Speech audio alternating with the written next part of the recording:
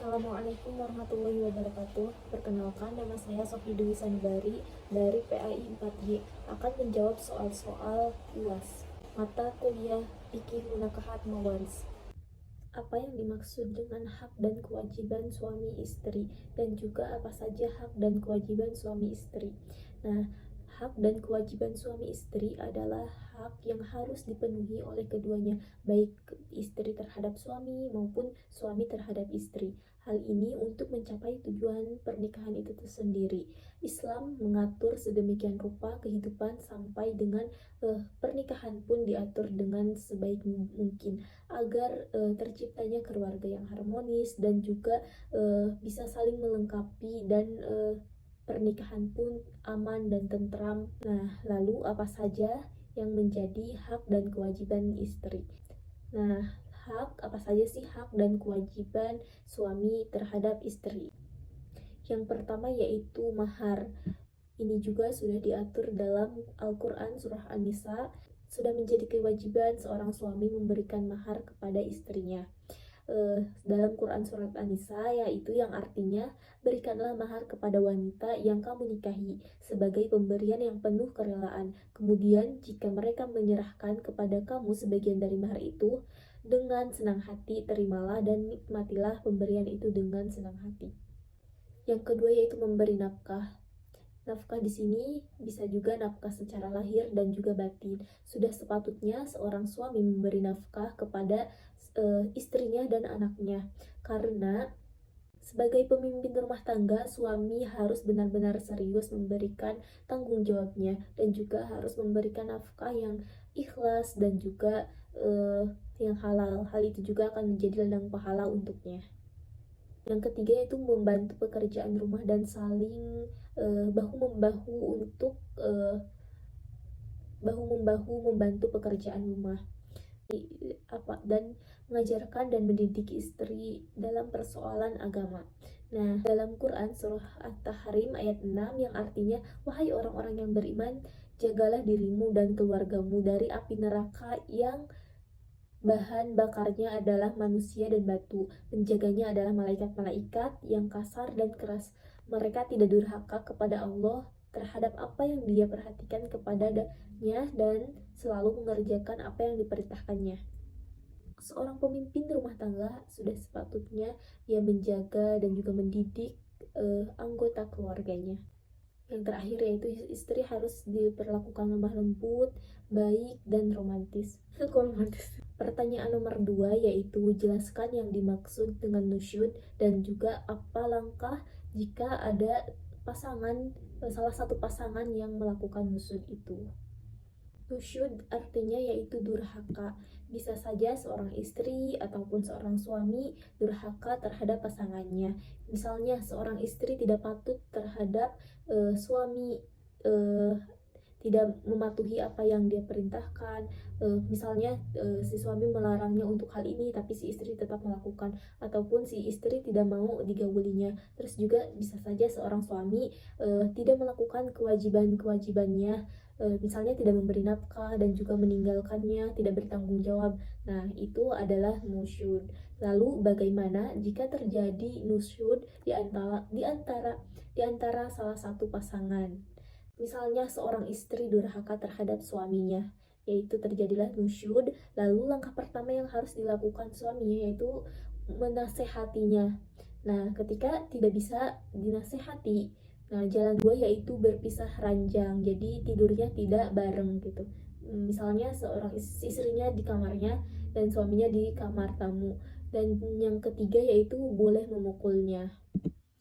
Nah, jadi itu langkah pertama yang dilakukan ketika nusyud itu terjadi.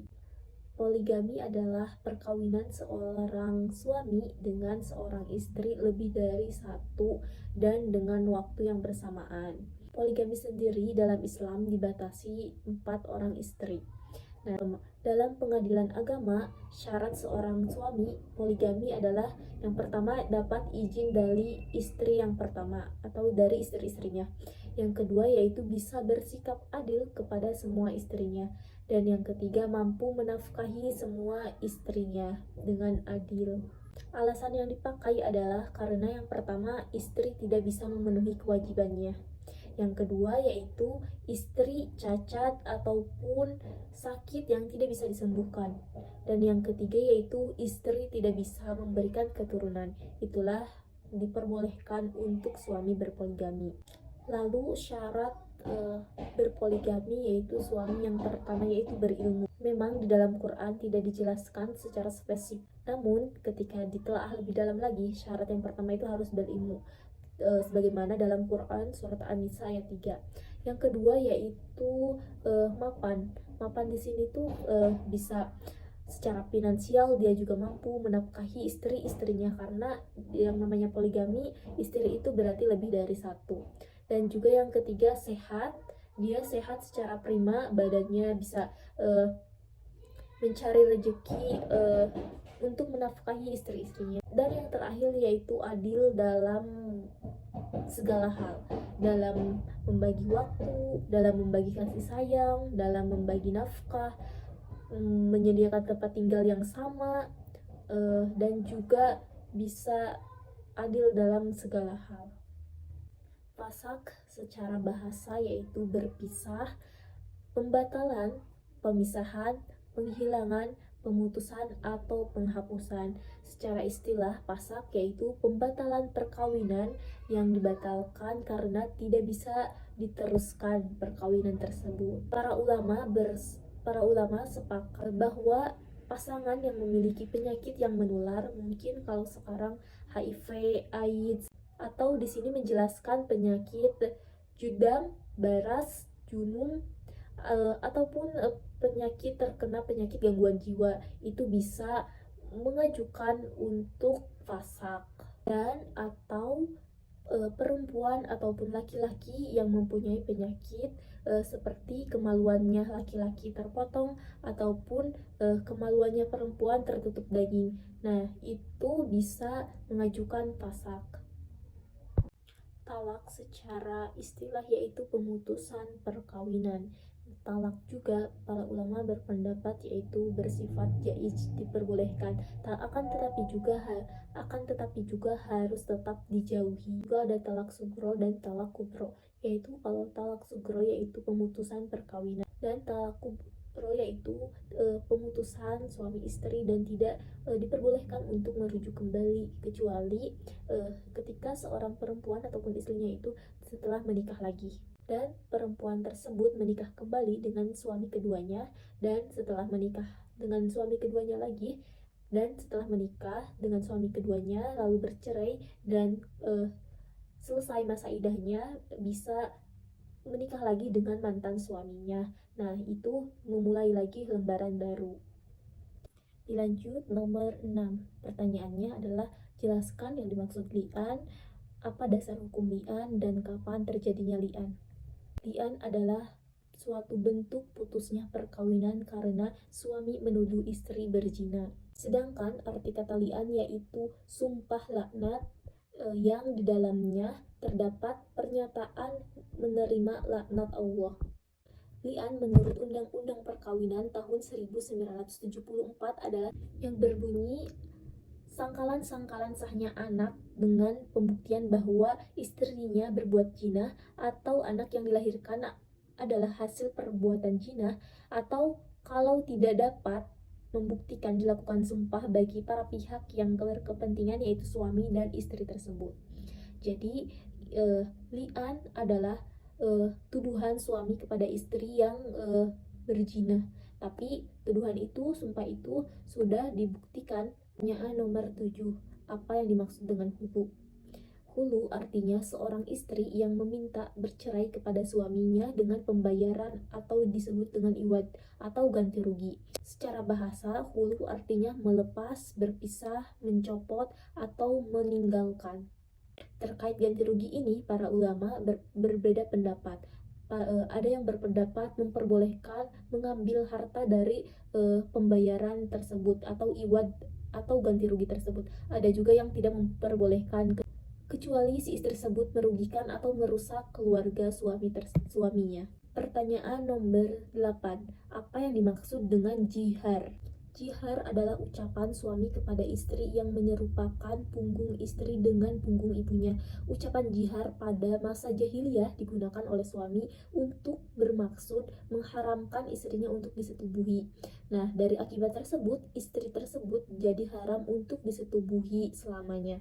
Islam menetapkan bahwa haram hukumnya ucapan jihar ini. Apa yang dimaksud dengan ilah dan apa dasar hukumnya? Ilah secara bahasa yaitu berarti sumpah.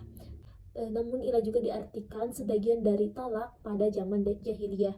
Nah, ilah sendiri adalah sumpah suami kepada istri untuk tidak menggaulinya dalam waktu 4 bulan ataupun tidak terbatas waktunya. Karena itu mengenai syarat dan rukun sumpah ilah berlaku dan sumpah pada umumnya yang menggunakan asma Allah. Nah, itu pada zaman jahiliyah mungkin waktunya tidak terbatas. Nah, setelah Islam datang, ilah itu waktunya terbatas, yaitu selama 4 bulan. Nah, kalau suami dalam 4 bulan tersebut misalnya tidak tahan dan menggauli istrinya, nah itu tuh sumpahnya itu dianggap gagal dan melanggar sumpah ilah tersebut. Perubahan itu sebagaimana termaktub dalam Al-Quran yang dalam Quran surat Al-Baqarah ayat 226 yang artinya kepada orang-orang yang mengilah istrinya diberi tangguh 4 bulan lamanya. Kemudian jika mereka kembali kepada istrinya, maka sesungguhnya Allah Maha Mengampun lagi Maha Menyayang. Nah, itu dasar hukum ilah. Pertanyaan terakhir yaitu jelaskan sepintas tentang isi makalah pribadi saya, yaitu tentang konsep waris. Waris bentuk jamak dari kata miras, yaitu harta yang ditinggalkan oleh orang yang meninggal. Waris berasal dari kata al-miras, yaitu perpindahan harta dari seseorang yang sudah meninggal kepada ahli waris yang masih hidup. Dasar hukum waris yaitu tertera dalam Al-Quran dan juga hadis, yaitu Quran Surat An-Nisa ayat 7, ayat 8, ayat 11, ayat 12, dan Quran Surat An-Nisa ayat 176, dan juga dari hadis-hadis. Dari Quran Surat An-Nisa ayat 7 yang artinya bagi orang laki-laki ada hak bagian dari harta peninggalan ibu, bapak, dan kerabatnya, dan bagi wanita ada hak bagian pula dari harta peninggalan ibu, bapak, dan kerabatnya, baik sedikit atau banyak menurut bagian yang telah ditetapkan. Tujuan waris ini adalah yang pertama itu untuk menjaga kehidupan manusia, yang kedua untuk menjaga hubungan baik dengan Allah dan manusia sama manusia dan saudara, dan yang ketiga untuk menguji ketaatan manusia atas hukum yang telah Allah tentukan, lalu agar manusia taat kepada hukum Allah Subhanahu wa taala dan agar terhindar dari kesesatan.